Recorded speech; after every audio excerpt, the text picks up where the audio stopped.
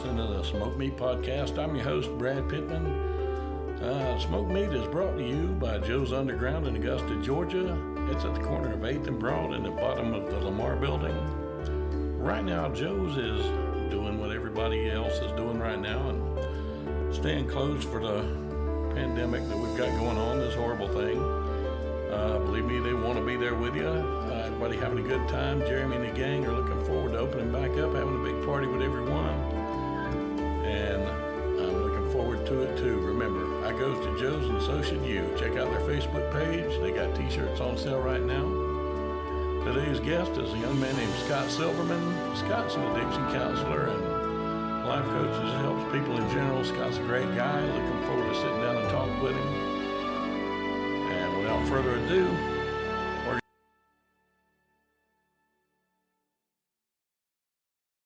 hey, how you doing today, Scott? I'm great, Brad. Oh, outstanding. I hope you're staying safe during this pandemic. I've been locked down there almost 6 weeks. I'm here in San Diego, California, and we got to jump on it early. And we do like to listen to our governor, at least initially. So far so good. And, I'm at that higher risk age, but been staying healthy, staying in the house, and my wife and my daughter's been bringing us supplies. So far things have been great. Outstanding.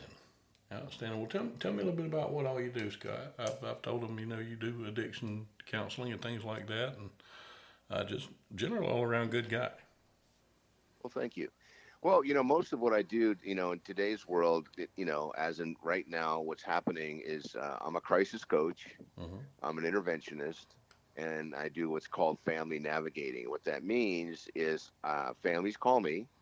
They hear about me, whether it be through a friend referral on the news, and what they do is they say, historically, I have a son or daughter, a family member has an issue around substance abuse or addiction, and I don't know what to do. And I said, well, thank you for calling. That's what I do. So we sit down, mostly by phone, is my work, and we talk about what options and opportunities look like. There's a whole lot that we can go into in the detail, but what I then do is hand them off.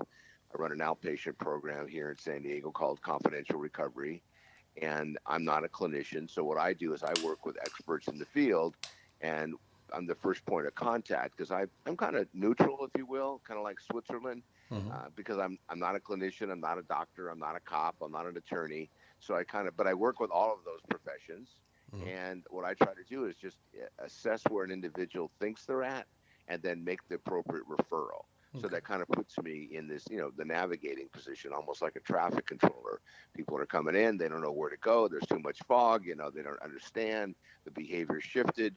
And, most families don't know what to do when it, comes to somebody who's suffering from, I call it the disease of addiction.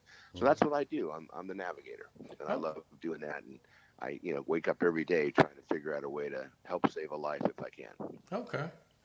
Okay, outstanding. Yeah, I mean, and the thing is, people just think if you have somebody that is having a problem with an addiction that, you automatically know what to do. I mean, that's uncharted ground for just about everybody, I unfortunately grew up, I had a brother and sister who had problems with it, and, we just kind of, it was the 70s, that was not really a help-rich environment at the time. So we just kind of had to play everything by ear, and it was really bumpy. But now, thanks to resources like you, and the people you can get in touch with, that, it helps families a lot now, and things can get a lot better. And you're right. It's a fascinating. It's a skill set nobody has. The average parent, in the book of of life, there isn't a handbook for this. It's very, very, unusual. And then every situation's a little bit different, even though there's some commonalities. But, I'm a parent of 2 kids. No one ever gave me this skill unless you've got a member in your family who's actually gone through this. And a lot of us have. And I was that member in my family. Mm-hmm. Nobody has these skill sets. The reason I think I'm better today at what I do is because I've been doing it now for so long, and just have over 35 years of continuous sobriety, and through my own personal recovery, I've learned to figure out, I like to say, what doesn't work. So as a resource, what I try to do with families is let them understand as quickly as possible that it's okay. This is not your fault. This is a disease of addiction. And if we were talking about diabetes, there would be no question. There isn't stigma around diabetes. So you get the highest and best potential level of care you can get to a family, and then have the family themselves start to work on their own recovery, because it is a family disease. And unless an individual really knows what to do, you really have to reach out. It's not one of those kind of things, you have a problem with your car, you can go onto YouTube and you can find a 500,000 videos. I mean, there is a ton of information on the internet about substance abuse, about addictions, self-medication, counterfeit medication, vaping, the dark web, different modalities of how to get support and help. But navigating that, unless you've had some experience with it, really is complicated, and it can be confusing. And there are a lot of people in my industry, it's a $40 billion industry. And according to science, Brad, listen to this, according to science, if the average person who goes into a 28-day inpatient program run by, a small boutique company to a large, commercial national franchise business, if all they do is 28 days and they come out, feeling good, I've got this, they're on the pink cloud. If that's all they do, they have a 95% chance of relapsing. Can you imagine an industry? Could you imagine your industry if you had a 95% failure rate? You wouldn't have a job. Yeah, I'd not even close. And this is, like I say, it's a huge money. And it's. I think it's because a lot of times, people don't get that education and understand. Okay, this is the band aid, but now we got to heal this wound. Well, absolutely. And the thing is, it's not. Unfortunately, it's not as simple as just a wound, because so much of it is just, it's abstract. You can't see it. Yeah. Behavioral health, depression, anxiety, untreated trauma, PTSD, all of those things. It's not like when you get a sunburn, it's real clear what happened. You get a toothache, it's real clear what happened. Yeah. But when it comes to the things I've just outlined there, it's not easy, and it's very difficult when it's that opaque that you can't really see it, and you really don't understand it. And when you can't sleep, or you can't eat, or you're walking around, upset about something, but you don't know what to do, the how do I fix this, or how do I get help, or how do I move away from where I was to get to something else, not knowing what that path looks like. There's not an easy GPS for it. It's not an easy thing to navigate. Yeah. That's why I like this new handle I'm using now, Family Navigator, because that's really what I love. And I'm finding it really helpful for families, especially those who have no idea what to do, who have never experienced this before, or there's someone in the family, and I'm sure you've heard this, I'm sure your listeners have, someone says, well, wait a minute. If you don't pick up that drink, you won't have a drinking problem.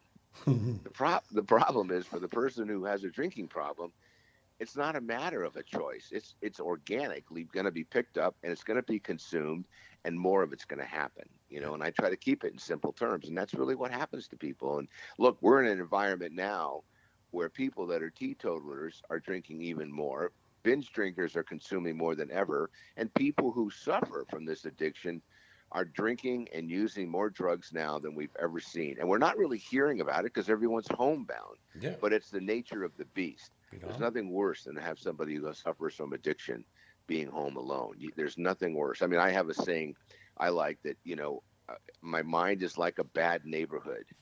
I try not to go there alone.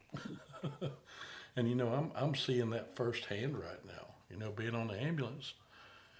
And like I say, people are at home alone. They're inside their own heads, and it's causing a lot of people to do more. And it's a horrible thing, and it's not something that's going to just, okay, the COVID's over. I'm back to normal now. I'm not going to drink anymore. No, they're going to have to start back over, and that really sucks. The ripple effect, obviously, and I say obviously, there is no obvious. None of us have been through anything like this, but the ripple effect's going to be traumatic. I mean, there is an interesting upside that I'm seeing is people are because they're at home, they're talking to each other differently, and they're sharing information as a family, which they haven't done quite a while. Mhm. And when you're forced to be in this kind of situation because you really don't have a choice, you can't go to work, you can't go to school. Hopefully, people are making the best of it. Hopefully, people are taking advantage of it, and because we're going to need each other more going forward than ever before, because the loss of income, the economic change that we're going through, the emotional adjustments we're going to have to make, the psyche around what's happened to us and how vulnerable we've all become with this. And it's not just you and me, it's every zip code, every city, county, district, territory, state, and country, and the globe. And I don't think we've ever had anything. I don't know. I don't think there's ever been anything quite like this Yeah. that we've ever seen that's impacted us. And we don't even know 3, 4, 5, 6, 8 months from now. And the president says it's going to be great, and I hope he's right. But at the end of the day, we didn't get here in a minute. It's going to take a little while to make some adjustments, and we're really going to need to, there's three magic words. Some of the worst words and hardest to say is "I need help," Yeah. and we're going to all have to get a little more comfortable with that and work on the stigma around getting help and helping each other. Suicide rates are up, as you probably are reading. Mhm. Domestic violence is at an all-time high, and people aren't Yes. even calling right now because they can't, because they're stuck at home with the person who's doing the battering. I Yeah. mean, I'm in Southern California. We're hearing about it all the time, but with the main headlines, it's not being discussed. And I get scared when I hear all this. And I was interviewed a couple of weeks ago, and they said, "Look, we really want you to be positive about all the negative things that are going on." And I said, "Tell me what that means." I mean, I think people need to understand it. I don't believe in shock therapy. I don't think that helps. So what I try to do is just level the playing field and say, "Look, I'm here. I'm going to give out my number if you don't mind, Brad. My number is 619-993-2738. 619-993-2738. I can be called and text anytime. And what I'm doing while this coronavirus is going on, I'm offering free 10-minute coaching. Mhm. So call me if you have a question, point you a different direction. And if you want to hire me, great. If you don't worry about it. The first part's free. It's my second favorite F word. So Mhm. I encourage people to make the phone call. And, if you don't know where to start with me, and I'll show you where you can go on the internet, what you can do in your local community, what agencies are available based on what your research will be, and how to start the conversation. Because here's the thing, there is hope, there is help, and everything you and I have shared, or I've shared this morning, it's all treatable. We should not be going to people's funeral around substance abuse and addiction, because there is treatment, there is hope, and there is help out there.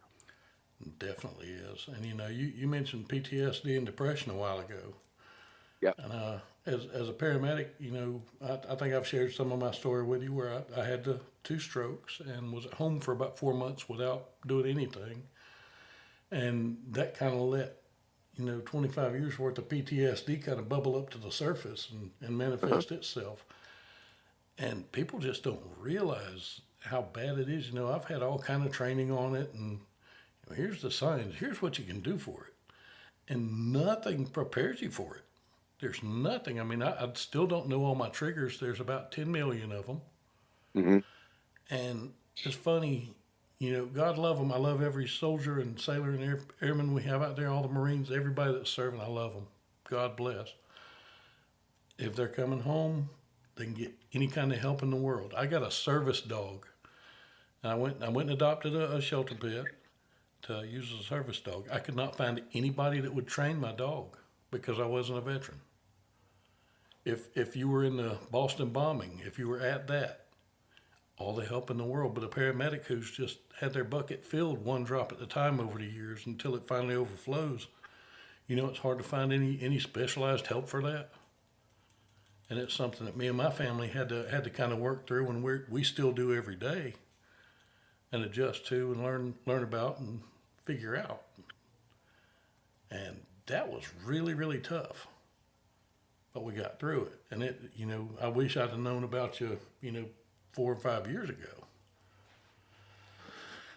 Well, and you bring up a really good point, because I use the word opaque because a lot of people may not know what I mean by that. But opaque, it's kind of like visualize an opaque window. that means you can't really see through it clearly. You can see light through it, Mm-hmm. but it isn't clear. And that's what, to me, behavioral health, mental health issues, anxiety, depression, PTSD, all of those things going untreated. I like your analogy, a drip in the bucket over time. Eventually, the bucket's going to overflow. And once it starts overflowing, and like you said, you can't make a reservation for that. Yeah. That's something that bubbles up and will grow and evolve, and then all of a sudden, it's like a heart attack, and then boom, it just explodes or implodes. Yeah. So how do we? It's interesting. How do we deal with it? And to me, by staying in touch with others, by knowing that it's on your radar, it's just part of the agenda you're going to have. So you don't worry about it, but you start maybe preparing and you do things. For example, you go see an expert who can work with trauma and you deal with the untreated trauma. And people say, well, how do I know if I have untreated trauma? Look, if you're walking around the planet today, look, I'll personalize it for a second. I've been married for, gosh, 37 years. Mm-hmm. I have untreated trauma. I mean, if you've been married a long time, I mean, it's not severe and it's not like war. And I don't want to even oversimplify the kind of, PTSD and the trauma that people go through in war. I'm not a veteran, but I'm really excited.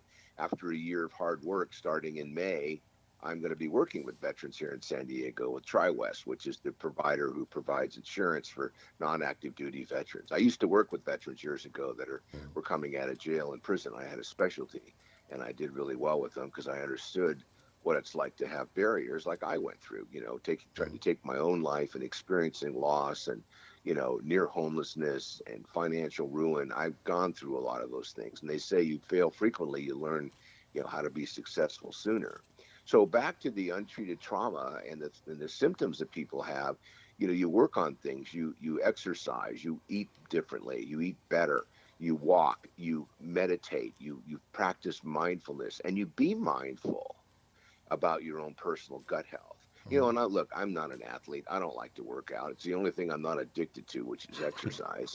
So it's one of those things that kind of, I'll do everything I have to do before I do it. And then my excuse is, well, too much of the day's gone by. I'm not going to burn any calories anyway. Right. So that's just kind of my thing. So what I just suggest to people is be mindful, stay and get and stay informed. Mm.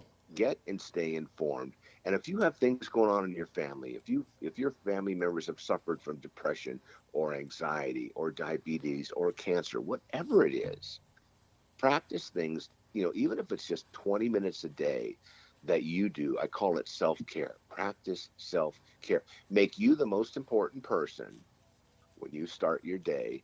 So when you do that, the rest of your day will hopefully kind of unveil itself in a more positive, balanced, fruitful, better feeling way. And I don't mean to preach to anybody, because at the end of the day, I don't know what I don't know. And the longer I've been in recovery, the less I feel like I know at times. But what I want to be is a resource to people. So someone that, you said it, wish you'd known me a few years ago. There aren't a lot of people that do what I do. I mean, there's clinicians, there's experts, there's faith-based leaders, there's medical professionals. There are all kinds of different, clinical experts out there. But there aren't many who can connect the dots, if you will, and help people, ask the kind of questions when someone's, well, I think I'm doing okay. All right, well, tell me about that. Well, I've only lost 2 jobs and had 2 DUIs, and I've only been divorced twice in the last 2 years. Well, it sounds like everything's going great. Don't change a thing. Two's your lucky number. what I do is I start asking questions. Look, if you're happy, don't change anything. Yeah. But if there's something you'd like to do differently that you're not doing, tell me what that looks like, and let's talk about what it might be to get there. And I'm a firm believer, Brad, you cannot change yesterday. Meaning euphemistic you. We can't change yesterday, but we can start to plan and work on today and plan for tomorrow. That's something everyone can do. And the only thing that I can control is my attitude. So it depends on what I want to do today or tomorrow, and you look at all these different, professionals on TV who are spouting out all these great things that, you need to do. And they bring on people, so you need to do it. My attitude is I make a suggestion. If you think it's going to feel good, you try it. If you like it, do more of it. If you don't, find something else that might work. Yeah. Yeah, most definitely. Now one thing that's gotten real big right now for treating a lot of different things, not necessarily addiction, but the depression and the PTSD and those kind of things is the CBD oil. Uh-huh. What have you got any kind of take on that? You know, it's like it's a similar question, and it's a great question. I'm a guy in recovery, and anything that might be potentially mood altering, I Hmm. don't put in my body personally because it's a choice I make. Yeah. But there's not a lot of science behind it, but some of the early indicators are that is a great tool. And I remember when medical marijuana was first being started, around California, and now it's legal. And I just think that, as I said earlier, if you're an informed individual and you're putting something in your body or you're applying it on your body and you're doing it under the right circumstances for the right reasons, then I think it's a positive thing. Hmm. I just think that there are people who will take advantage. Because, hey, look, I've been working with families for decades. The thing I hear most from kids, I used to hear, I don't hear it as much now, is well, marijuana, it's a plant. It comes from God's green earth. Well, So does that's not a, hemlock. yeah, and so does heroin, Yeah. from poppy. So the point is, if you're using it in a way that's a tool and it works for you and it's not having side effects that create something that may be counteractive in a negative way, I say you should have the option and you should take advantage of that tool because there's no reason to suffer Hmm. if there's a mechanism out there that can work for you. And sometimes, you can't pray pain away. Yeah. You need to have. I mean, there's a concept in the field of recovery and treatment. It's called MAT, medication assisted treatment. Hmm. Another name for it's harm reduction. And there are a lot of treatment providers who are abstinence based, which means if you go into treatment and you're on certain medication, they won't let you into their treatment facility. They won't let you into their sober living. And what I've learned about harm reduction is there are lots of different modalities out there today. A couple examples would be something like Vivitrol. It's an opioid blocker. There's Suboxone. There's naloxone. And there's also buprenorphine that can be used to help reverse things. And Hmm. then there's methadone itself. And methadone, I call synthetic heroin, but for some people to dose up every day, if it keeps them alive and it works for their overall well-being, I'm not a big supporter, but if I think it's a tool that works for you, who am I to tell you not to? Yeah. But I believe in, always trying to work on if you're taking medication to get to an abstinence-based place. But if you need to take medication to go throughout the day and it's prescribed by a medical professional or a holistic practitioner who's certified and is educated, I think it's a tool that should be utilized. I was in support of medical marijuana, Hmm. and I don't like the idea of people putting marijuana in their bodies today, especially considering, well, sometimes I get jealous because I can't do it anymore, but it's 25 times stronger when I was in high school. Yeah. So what happens is when kids are putting this stuff in or they're vaping it, liquid THC, and they don't know what's going in their body, they're hurting themselves. Hmm. So that's the part I don't like. But and that's a long answer to a simple question. Yes, I'm in support of it, and yes, Hmm. anything that helps somebody relieve some sort of a physical pain, or helps them emotionally, or sleep better, or be less anxious. I absolutely think that they should find whatever tool they possibly can and take advantage of it, knowing that there might be some side effects, Hmm. and you need to just be informed. Yeah. But I think it's a great tool. Yeah.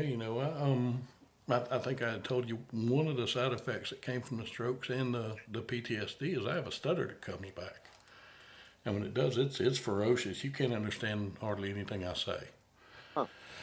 and that brings on depression. I have days where I cry all day long. I mean, just I'm, for lack of a better analogy, I'm almost like a menopausal woman at times. And not to offend any menopausal women out there, but Hmm. I had a day where I came home and I hadn't stuttered in a long time, and all of a sudden it came on and it was bad. And my wife and my kids and I were going out to lunch, and I passed a vape shop, and I had done some research on it, and I went in and they had the brand that I was looking for because this brand has no THC in it.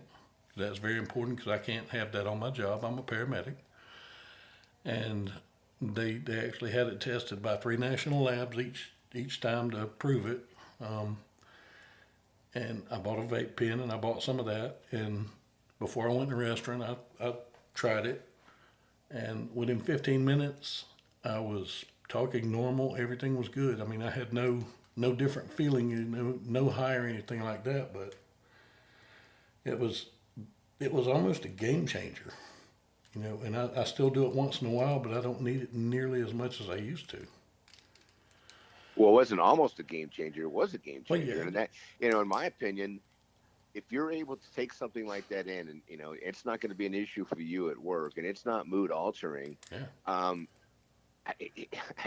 I'd say absolutely. I mean, why would you not? I mean, I remember when I first saw those stories about where they were giving, infants, young people who were having seizures, yeah, medical marijuana, and I thought, oh my God, and and there weren't really long-term studies yet, but watching the parents on a follow-up talk about how their child doesn't have to go through seizures all day long.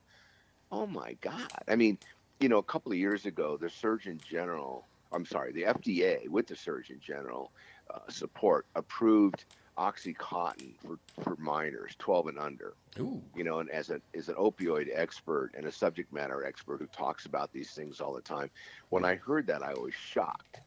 How yeah, could they possibly, with all of these people being addicted to prescription meds? And then I read the study behind what they were giving a 9 or 10-year-old opioids for. mm, And, it was like, why would you not? yeah, They were victims of catastrophic events. I don't even want to go into detail, but yeah, it was something that they couldn't really solve any other way. So why not? I mean, someone's in that kind of pain, help them feel better. Do mm, what you can to support that. That's medication-assisted treatment. That's harm reduction. Take people out of the pain and give them something to relieve that. I mean, we do know, though, long-term, OxyContin does not work for pain relief. That's the science now. yeah. And in 2016, listen to this, 2016, 264 million, that's 264 million prescriptions for OxyContin were written in the U.S. alone. That's a lot. According to science, 61% of those still sit in medicine cabinets. So, I run this small little nonprofit called Safe Homes Coalition, and our mission is to help educate people to remove unsafe and unused medication from the medicine cabinet. Yeah. So, because right now, when you think about it, people are homebound. A lot of people are going to the medicine cabinet, or they're going to visit grandma and say, hey, I want to go see grandma, bring them some food. And while they're there, they're rifling through the medicine cabinet. Mm-hmm. And it started here years ago, this organization around people going into open houses and going into the medicine cabinet, taking opioids out. Think about that for a second. The drug seeker can be very clever, and I'm sure you've seen it in your line of work Oh, when you hear the stories. definitely, definitely. Well, Scott, I tell you, I could talk about this all day long, but I know you're kind of crunched for time today, and I understand that. You're welcome back on here anytime. You've got this number. All you got to do is call me and say, "Hey, fat boy, let's talk some more." And I'm always here because I believe this is helpful, and it's anything we can do to help people. I'm up for it. I appreciate that, man. Let me give out my number one more time so people know Definitely. where to get me. Call me at 619-993-2738, or just text me, or go to yourcrisiscoach.com and email me, and let's get a conversation started. I don't care where you are in the country or you are on the planet. You can reach me by phone. You can email me. If there's anything I can do to be a resource, I want people to take advantage of it. I dare you to reach out to me. Outstanding. That's an awesome line, by the way. And it's from the heart. That's the cool part about it. Well, all right, Scott. Will you stay safe out there? Try not to get this virus. Keep that You family too. safe. You too, brother. Take care of yourself. All right, you too. Later. Take care. Bye.